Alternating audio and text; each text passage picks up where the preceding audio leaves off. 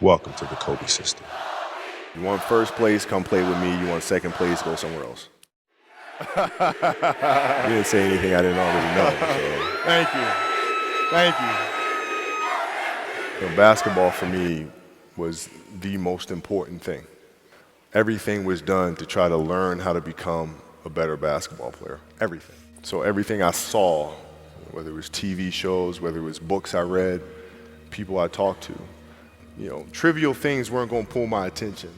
I had a purpose. I wanted to be one of the best basketball players to ever play. And anything else that was outside of that lane, I didn't have time for. So when we played at 13, I would size you up and see what your strengths and weaknesses are, right? And when I'd play to my weaknesses. I wouldn't play to my strengths. I played to my weaknesses. I had to rely on angles a lot more. I had to study the game a lot more. It was a lot of studying. It was an everyday process and trying to figure out strengths and weaknesses. So you just got to go to work, man. So when you have that point of view, then literally the world becomes your library to help you to become better at your craft because you know what you're looking for. You got to start with the head of the snake. It's your job to be in shape. It's your job to be strong enough to perform at that level. You can't say, I'm too tired, I'm going to lay down. You got to go out and perform. Like, it's not, oh my God, my back hurts, I'm sore. Excuse me? Are you done? No, I don't think so.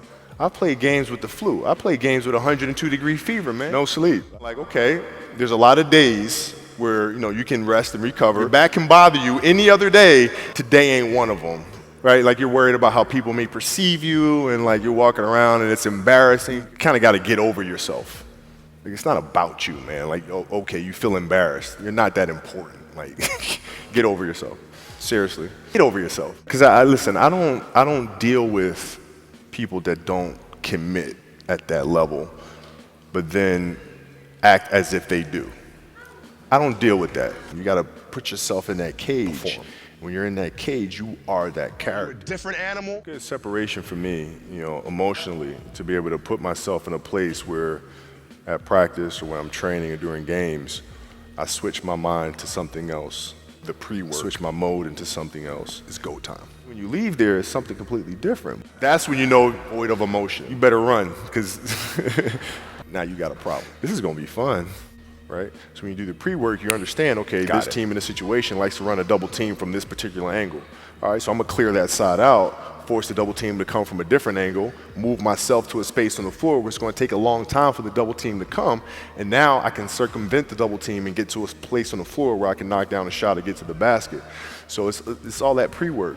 This is the level of attention to detail you need to have in everything you do. And people don't understand that. And worse than that, they're intimidated by that.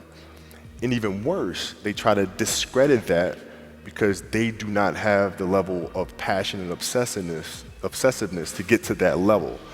So they figure the best thing to do is to tear that level down. And and then my competitiveness inside was like, no, I'm gonna do something in the next 20 years that is better than these last 20. Because when I retire, I didn't want to have to say, I wish I would have done more. I don't want that, right? I gotta get stronger. More. I gotta train differently. More. Left hand, pull up jump shot. More successful. The weight training program that I'm doing. More records. Man, you don't know me, man. He was looking for somebody to challenge him, and nobody came quick enough to stop it.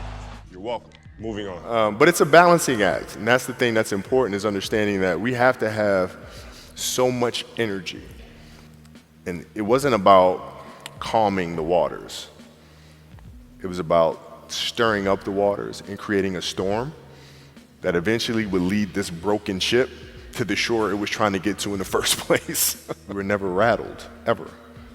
Because we're always in the moment, always in the present, always extremely calm, always looking at the reality of the situation and not letting our emotions cloud our execution, right? So I have a strategy. You gotta perform, right? So I look at it with rationale. What I have to do now is make sure that I lead by example. That's what I'm there for, is for them to constantly look in the mirror and self-assess and challenge themselves. Because through that curiosity, you'll reach a level that you didn't think was possible. Have to be obsessives, have to have a knowledge base, a historical knowledge base, understand the history of their industry, ins and outs of it all. I can win with that because I love it. Find your truth and then go after it. You can do better. I know you can. MAMBA out.